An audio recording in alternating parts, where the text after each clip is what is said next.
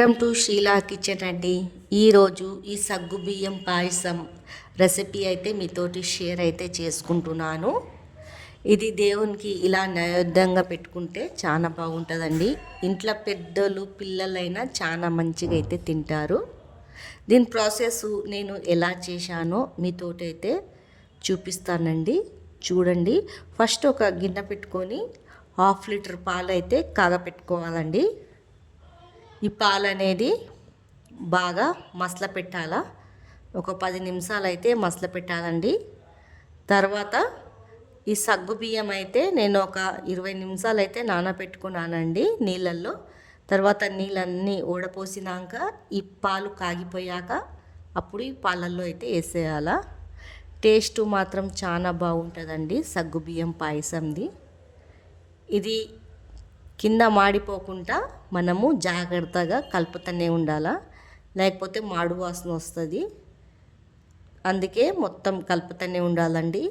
జర సేపటికి ఇలా చూసుకుంటా కలుపుతూనే ఉండాలా. ఈ పాలల్లోనే మంచిగా ఉడికిపోవాలండి ఈ సగ్గు బియ్యము. నీళ్ళైతే ఏమాత్రం అయితే పోయొద్దు. అప్పుడే అనేది సగ్గు బియ్యం పాయసం టేస్ట్ అనేది వస్తుంది. చూడండి, మంచిగా ఉడికిపోతుంది.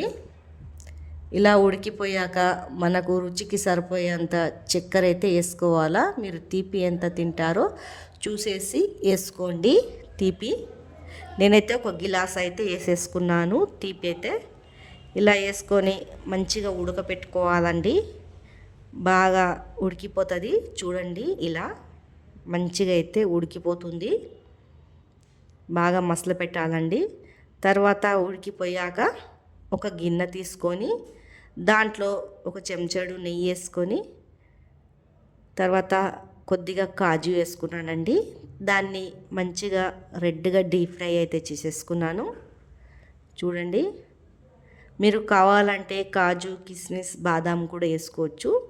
నేనైతే ఉట్టి కాజు అయితే వేసేస్తున్నాను. చూడండి, ఇట్లా రెడ్గా డీప్ ఫ్రై అయిపోయాక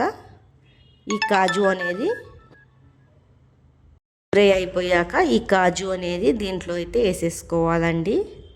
చూడండి, టేస్ట్ మాత్రం అయితే చాలా బాగుంటుంది. ఈ ప్రాసెస్ అయితే మీరైతే ఒకసారి ట్రై చేసి అయితే చూడండి. మళ్ళీ ఒక మంచి రెసిపీతో మీ ముందు అయితే ఉంటానండి.